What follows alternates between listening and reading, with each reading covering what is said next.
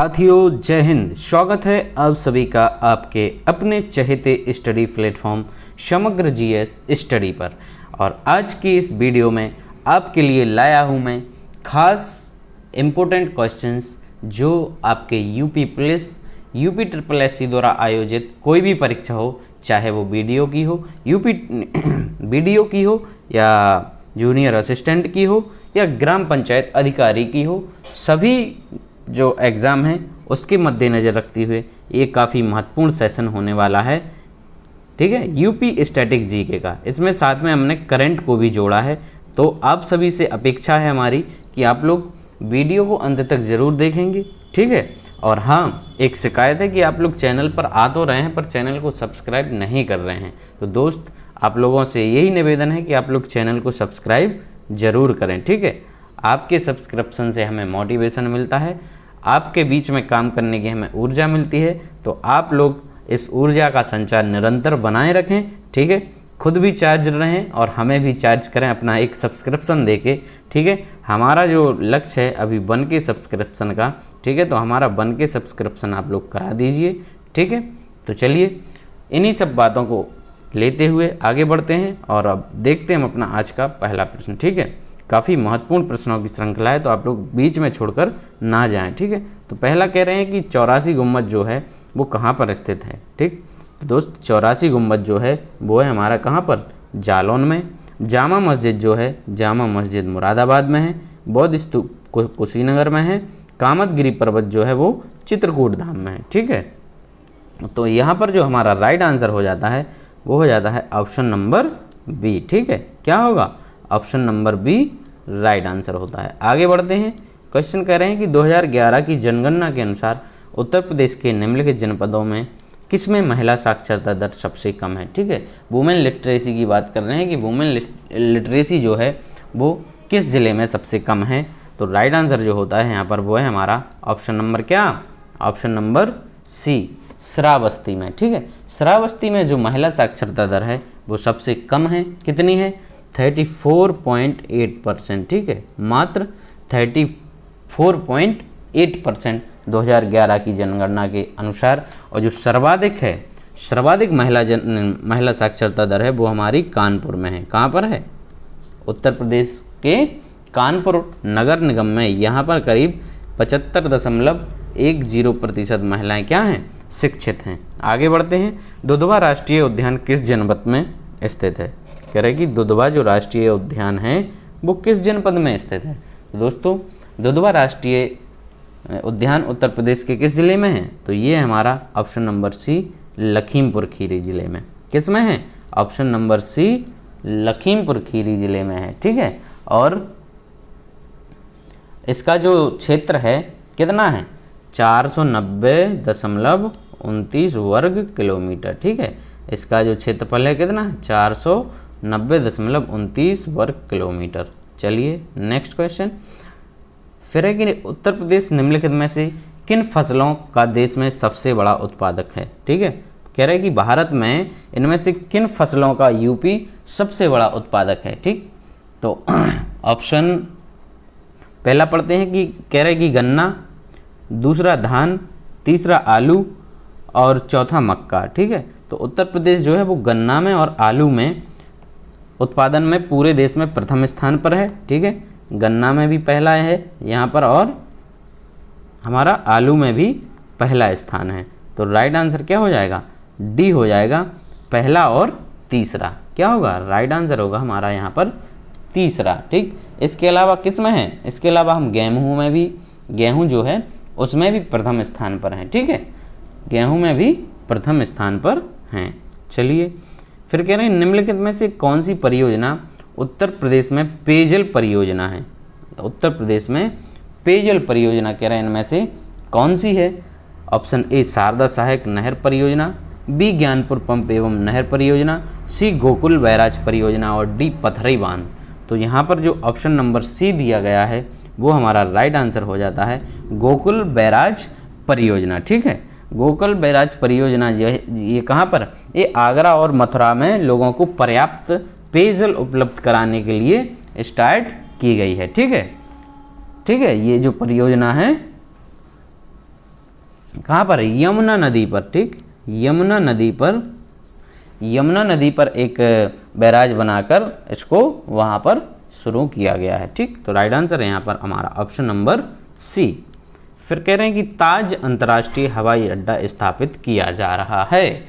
ताज अंतर्राष्ट्रीय, आपको नाम सुनकर ही इसमें आ गया होगा, आपको नाम सुनकर आपको लग रहा होगा इसमें कि जो ताज है, तो ताज आप तुरंत जाके इसमें आगरा लगा देंगे, ठीक है। क्या लगाएंगे? आगरा, क्योंकि आगरा को ही ताज नगरी के नाम से जाना जाता है, ठीक। लेकिन ये जो है गलत हो जाएगा आपका, क्या होगा? गलत हो जाएगा। तो आपका जो यहाँ पर सही उत्तर होगा वो होगा क्या? Option number C, Gautam Buddh Nagar में, ठीक है। गौतम बुद्ध नगर जनपद में ताज अंतर्राष्ट्रीय हवाई अड्डे का जो है वो क्या है? निर्माण यहाँ पर कराया जा रहा है, ठीक। चलिए, इसमें फिर इसकी एक और कहानी है कि इसका जो ताज अंतर्राष्ट्रीय हवाई अड्डा जो नाम रखा गया है, तो इसमें एक आपत्ति आई थी, ठीक है। इसमें क्या है कि माननीय उच्च न्यायालय में, इलाहाबाद उच्च न्यायालय में एक रिट याचिका दायर की गई थी, जिसमें, ठीक है, इसके लिए एक याचिका दायर की गई थी। इस नाम को लेकर इसमें क्या हुआ था? थोड़ा विरोध हुआ था। तो इसके बाद फिर इसका जो नाम है वो परिवर्तन कर दिया गया है, और इसका जो नाम कर दिया गया अब हो गया वो जेवर अंतर्राष्ट्रीय, क्या हो गया? जेवर अंतर्राष्ट्रीय हवाई अड्डा, ठीक। तो ये भी आप लोग इसको याद रखेंगे। चलिए आगे बढ़ते हैं। लोक नृत्य राहुला का संबंध यूपी के निम्न में से किस एक क्षेत्र से है? राहुला लोक नृत्य, कह रहा है कि जो राहुला लोक नृत्य है वो किस क्षेत्र का है? तो राहुला लोक नृत्य है दोस्त हमारा ऑप्शन नंबर डी, बुंदेलखंड क्षेत्र का, ठीक है। कहाँ का है? बुंदेलखंड क्षेत्र का। राइट आंसर हो जाता है ऑप्शन नंबर डी। फिर निम्नलिखित में से किस स्थान को सितार और सुरबहार संगीत के इमदाद खानी घराना के लिए जाना जाता है? किस सितार और सुरबहार संगीत के इमदाद खानी घराना के लिए जाना जाता है?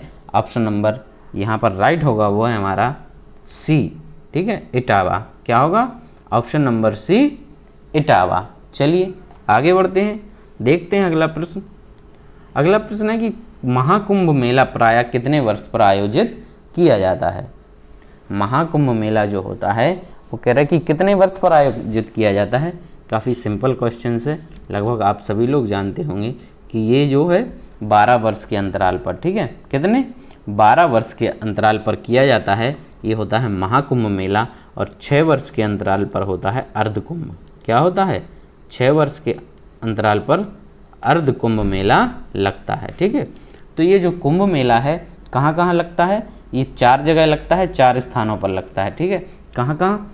उत्तर प्रदेश में प्रयागराज में, ठीक है, उत्तर प्रदेश के प्रयागराज में लगता है, और इसके अलावा हमारा हरिद्वार में भी लगता है, ठीक है, उत्तराखंड में लगता है, और उज्जैन मध्य प्रदेश, और नासिक महाराष्ट्र में लगता है, ठीक है, नासिक महाराष्ट्र में लगता है। चलिए आगे बढ़ते हैं। अगला क्वेश्चन है, सरदार वल्लभ भाई पटेल कृषि विश्वविद्यालय अवस्थित है? शायद ये हमने पहले भी कराया है आपको, यदि आप लोगों ने वो वीडियो देखा होगा तो ये क्वेश्चन आपको वहाँ मिला होगा। सरदार वल्लभ भाई पटेल कृषि विश्वविद्यालय जो अवस्थित है वो है कहाँ पर? मेरठ में स्थित है, ठीक है। कहाँ पर स्थित है? मेरठ में। और इसकी स्थापना कब हुई थी? 2002 में। राइट आंसर हो जाएगा हमारा यहाँ पे ऑप्शन नंबर बी। आगे बढ़ते हैं। निम्नलिखित में से कौन सा रामसर स्थल उत्तर प्रदेश में स्थित नहीं है? रामसर स्थल कह रहे हैं इनमें से कौन सा उत्तर प्रदेश में स्थित नहीं है? तो यहाँ पर सूर सरोवर है, ये उत्तर प्रदेश में स्थित है, ठीक है। कहाँ पर है? ये आगरा में है। सूर सरोवर जो दिया है वो है हमारा आगरा में। दूसरा जो दिया गया है समसपुर पक्षी अभ्यारण्य, ठीक है। समसपुर जो पक्षी अभ्यारण्य है वो है शमशुपुर, वो है रायबरेली में, ये भी उत्तर प्रदेश में है, ठीक, रायबरेली में। सरसई नावर झील है, ये इटावा में है, ठीक।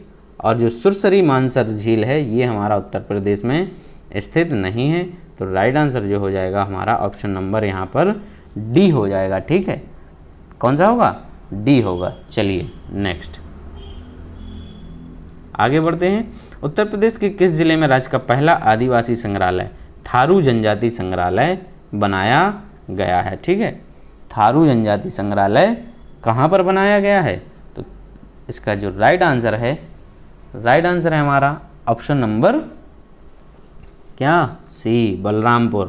राइट आंसर क्या हो जाएगा? Option number C, Balrampur. Balrampur में आपको याद रखना है कि राज्य का पहला आदिवासी संग्रहालय, ठीक है, थारू जनजाति संग्रहालय बनाया गया है। नेक्स्ट है,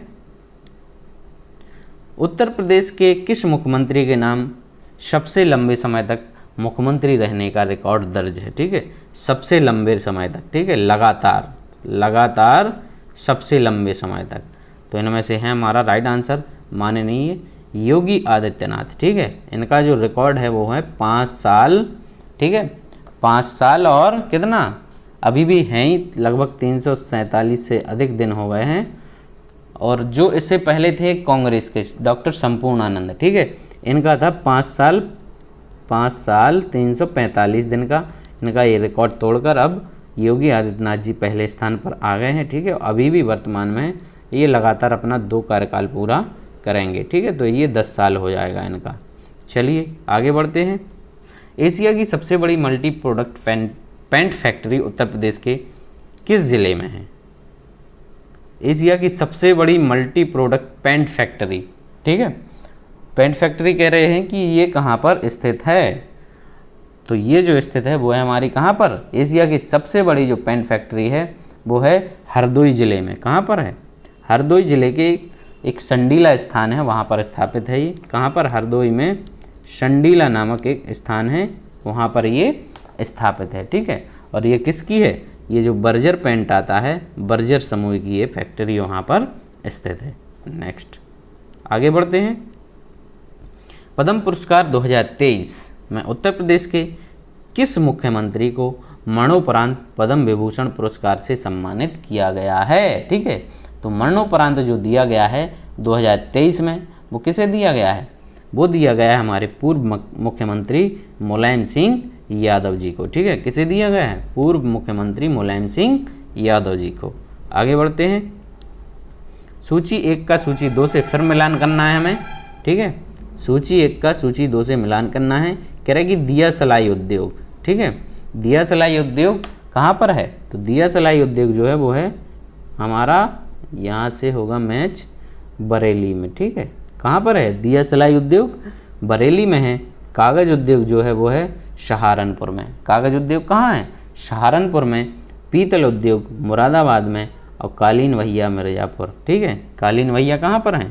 मिर्ज़ापुर में। तो राइट आंसर यहाँ पर हो जाता है हमारा क्या? Option number B. क्या होगा right answer? Option number B. आगे बढ़ते हैं। एक और है मैचिंग वाला क्वेश्चन। जनपद दिए हैं, उसका मुख्यालय दिया है कि मुख्यालय उसका कहाँ पर है। ठीक है, इस जनपद का मुख्यालय कहाँ पर है? अंबेडकर नगर का जो मुख्यालय है वो कहाँ है? अकबरपुर में। ठीक है, अंबेडकर नगर का कहाँ है? अकबरपुर में। कानपुर देहात का जो मुख्यालय है वो अकबरपुर क्या है? माटी। ठीक, फिर कह रहे हैं जालौन, जालौन का जो मुख्यालय है वो क्या है? उरई। और सिद्धार्थ नगर का मुख्यालय है नौगढ़। ठीक है, सिद्धार्थ नगर का क्या है? Naugarh. 1-3 B1, 1-3 B1, option number D. Right answer कौन सा हो जाएगा? Option number D. चलिए, कह रहे वर्ष 1909 में आगरा में आयोजित उत्तर प्रदेश संयुक्त प्रांत कांग्रेस के राजनीतिक सम्मेलन की अध्यक्षता किसने की थी? ठीक है, कब की बात कर रहे हैं? ये 1909 की बात कर रहे हैं। ठीक है, 1909 में ये एक अधिवेशन हुआ था। ठीक है, राजनीतिक सम्मेलन हुआ था, तो उसकी जो अध्यक्षता करी थी वो किसने करी थी? मोतीलाल नेहरू ने। किसने करी थी? Option number B, Motilal Nehru. Right answer क्या हो जाएगा? मोतीलाल नेहरू ने। ठीक है, आगे बढ़ते हैं। आधुनिक उपयोग के लिए टेबल वेयर जैसी उच्च चमक वाली विशेषीकृत चमकदार वस्तुएं उत्तर प्रदेश के निम्नलिखित में से किस क्षेत्र में उत्पादित की जाती हैं? आधुनिक उपयोग के लिए टेबल वेयर जैसी उच्च चमक वाली। ठीक, तो ये जो इसका जो राइट आंसर है वो होगा हमारा ऑप्शन नंबर ए, चिन्हट और मौसेलिया। ठीक है, क्या होगा? ऑप्शन नंबर ए, चिन्हट और मौसालिया। ठीक, तो यहाँ पर हमारे क्वेश्चन समाप्त होते हैं। कल फिर मिलेंगे एक नई वीडियो में, तब तक के लिए आप सभी का बहुत बहुत शुक्रिया। जय हिंद।